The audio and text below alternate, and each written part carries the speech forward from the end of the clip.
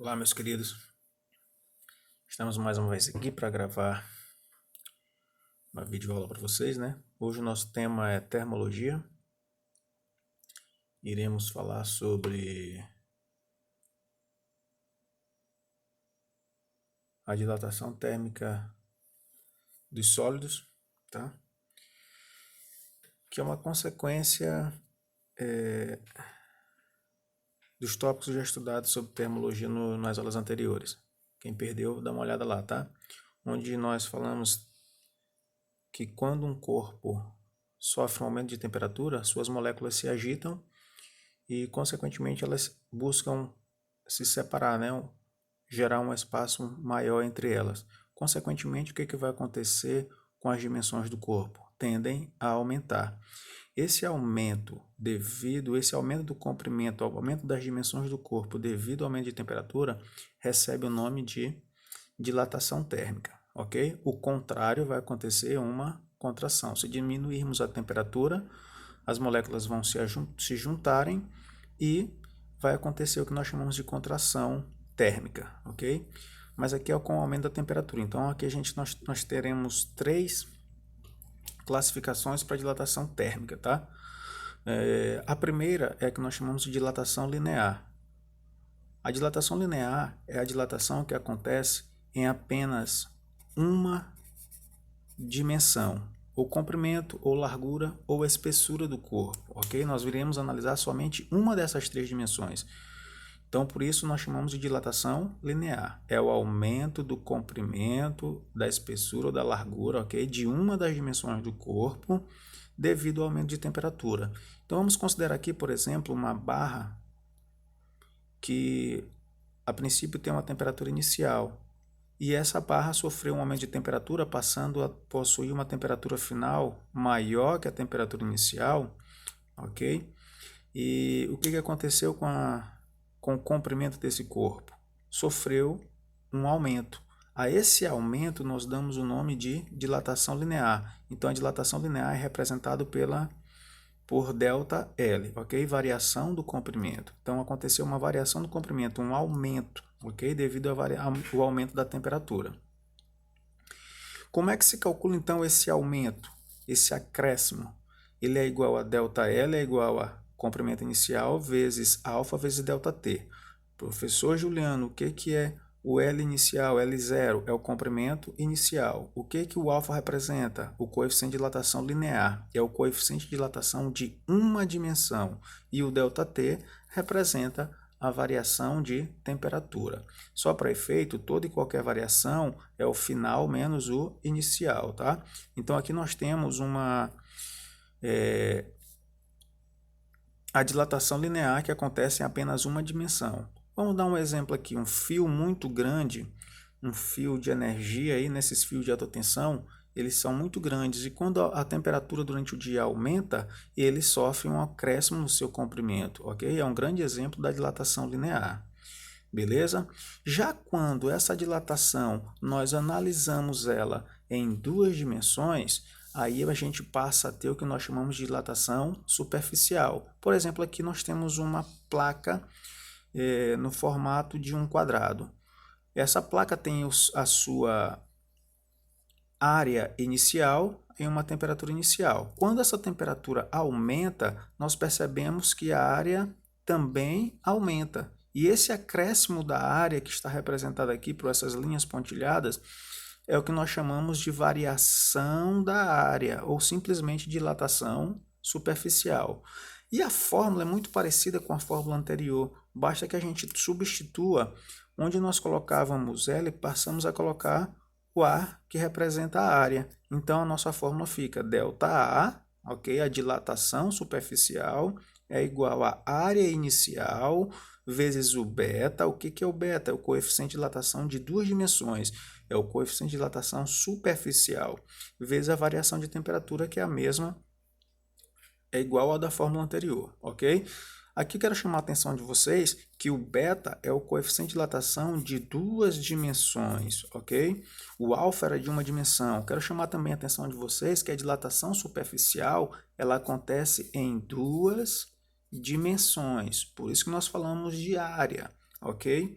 Então, o beta, já que o beta é o coeficiente de dilatação superficial, então ele é igual ao dobro do alfa, ok? Ele é 2 vezes o alfa. Na maioria das questões, ele dá apenas o alfa e quer que você lembre que o beta é o dobro do alfa, ok? Em uma próxima videoaula, a gente vai estar fazendo questões, analisando esse tipo de questão, de situação.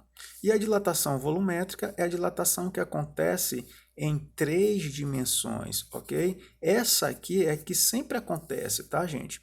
Quando nós temos um corpo que sofre um aumento de temperatura, ele não vai dilatar só em uma dimensão, ele dilata nas 3 dimensões. Só que nós analisamos separadamente, porque em algumas situações fica muito mais visível a dilatação linear em uma dimensão do que nas 3. Às vezes, acontece a dilatação em 2 dimensões, bem mais visível do que as 3. Agora, quando a gente analisa as 3 dimensões de uma só vez, aí nós temos o que nós chamamos de dilatação volumétrica, ok? E como é que se calcula? Novamente substituindo lá onde a gente tinha o L ou o A, a gente coloca agora o V. Então vai ficar ΔV é igual ao volume inicial vezes o coeficiente de dilatação volumétrica vezes a variação de temperatura. Só lembrando aqui que o V0 é o volume inicial. Essa letra grega chamada gama representa aqui o coeficiente de dilatação volumétrica. E o ΔT continua sendo a variação de temperatura, ok? Quero chamar também a atenção de vocês, voltando aqui os nossos slides anteriores, para uma outra situação. Observem que aqui nós temos o comprimento inicial, tá? Que quando sofreu um aumento de temperatura, gerou esse que nós chamamos aqui de comprimento final, ok? Então aqui nós temos o comprimento final. Então vocês podem perceber que o comprimento final, ele é igual ao comprimento inicial somado com a dilatação. Então aqui nós temos o comprimento inicial mais a dilatação linear. Então, a mesma coisa nós podemos perceber que acontece também na dilatação superficial. Aqui nós temos uma área inicial a uma temperatura inicial. Quando aumentou a temperatura, o que aconteceu? A área aumentou, se tornando essa área total aqui.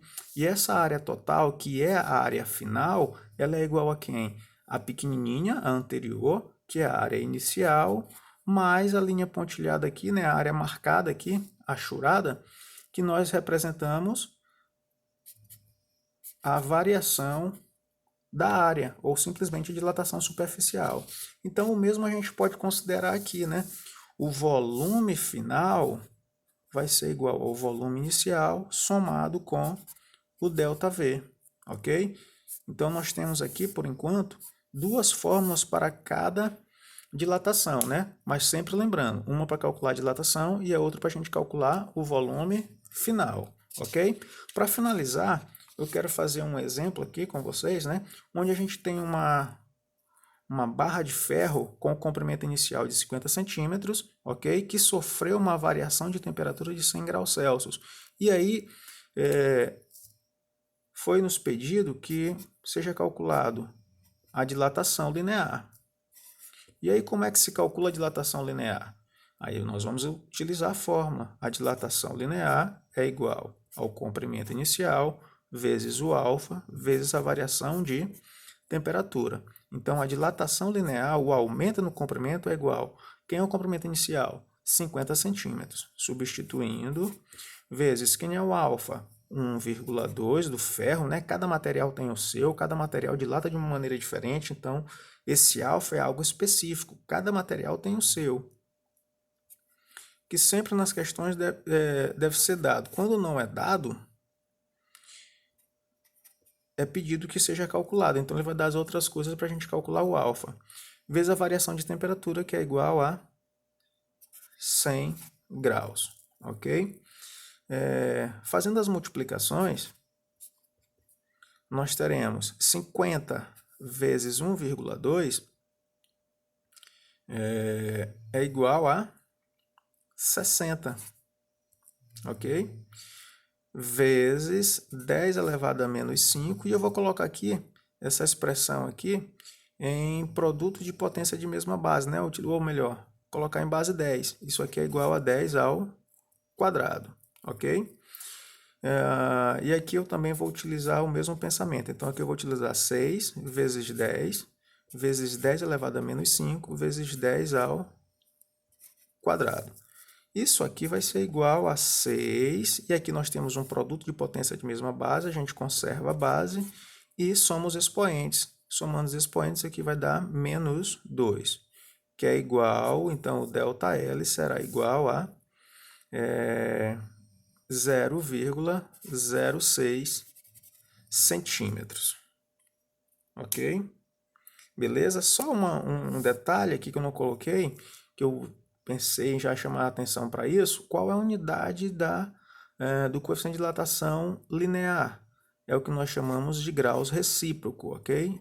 Representado por o grau Celsius elevado a um expoente menos 1, ok? Sem mais para o momento, depois a gente vai trazer questões referentes a esse tópico, tá? E se você ainda não é inscrito no canal, por favor, se inscreva e deixe seu like. Até mais, pessoal.